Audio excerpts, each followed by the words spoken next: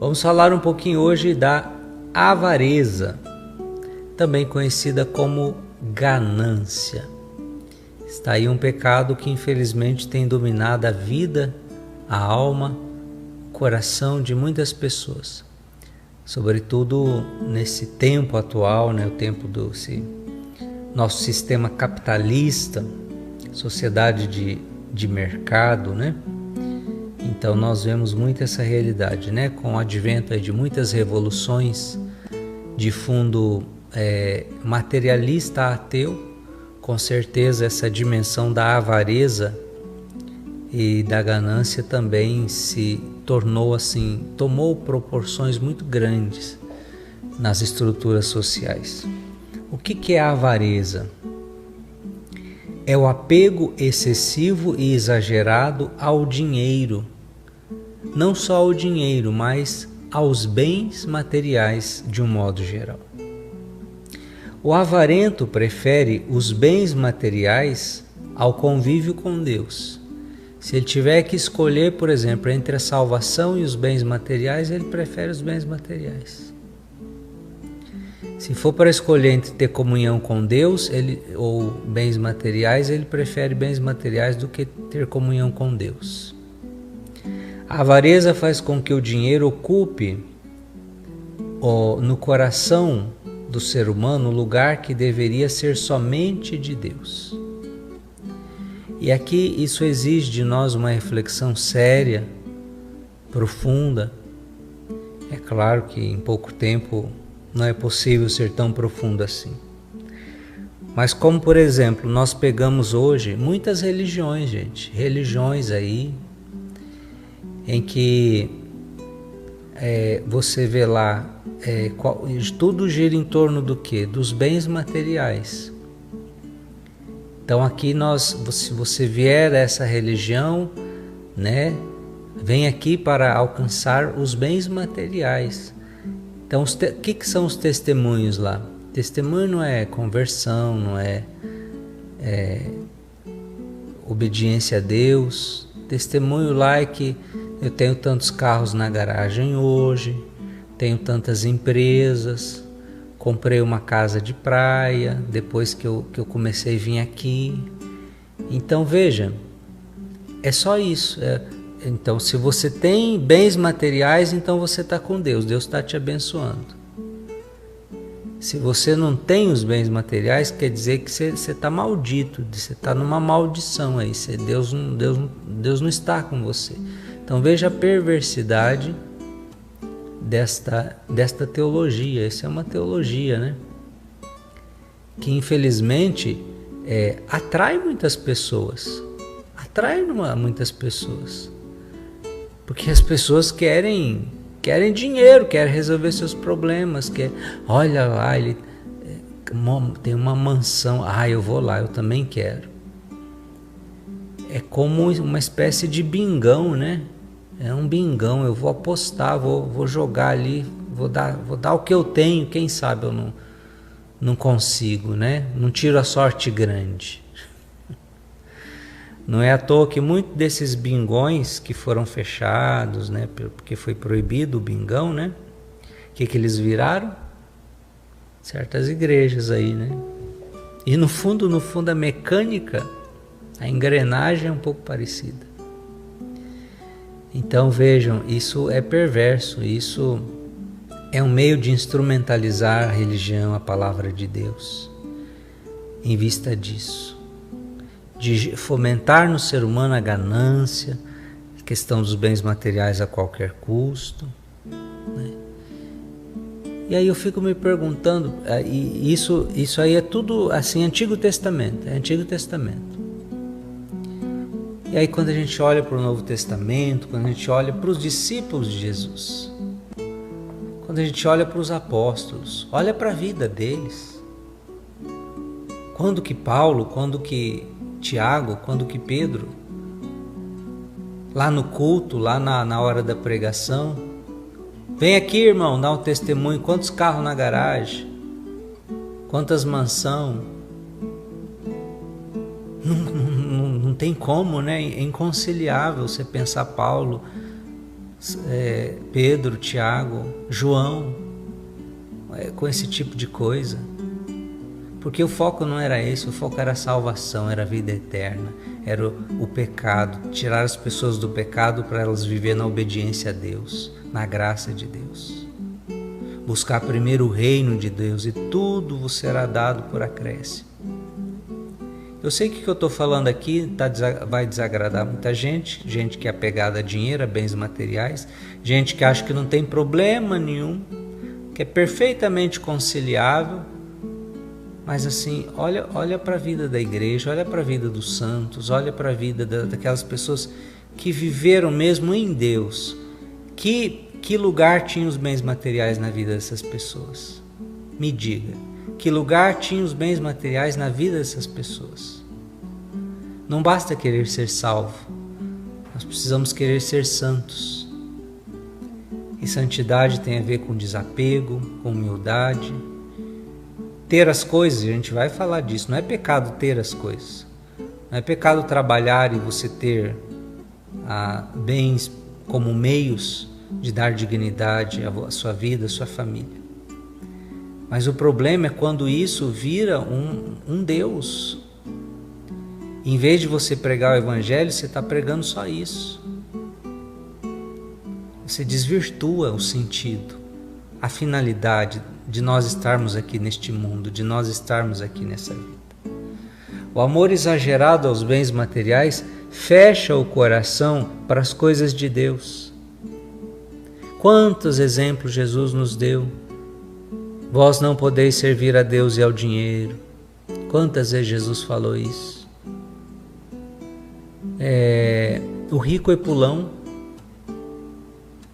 Epulão é apelido, o nome dele não era Epulão.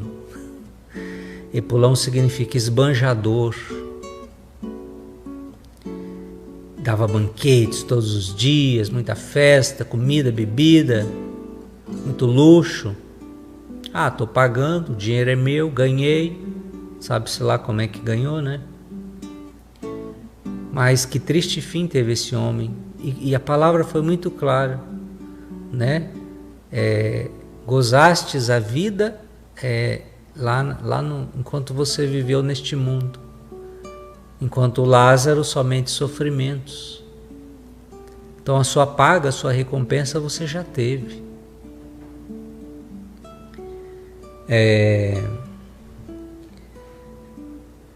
Nós vemos na Bíblia, né, a parábola do jovem rico.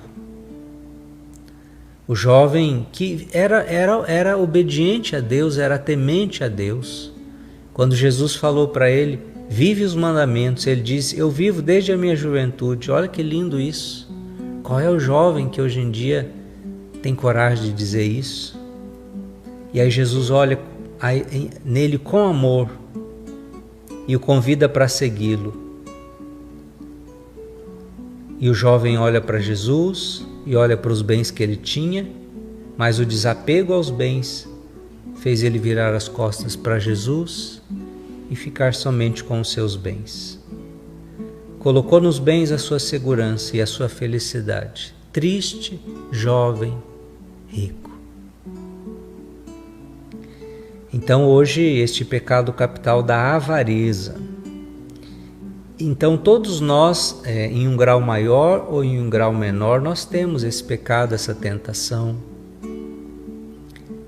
da questão dos bens. E aqui não é questão de ser rico ou de ser pobre, é a atitude sua em relação aos bens.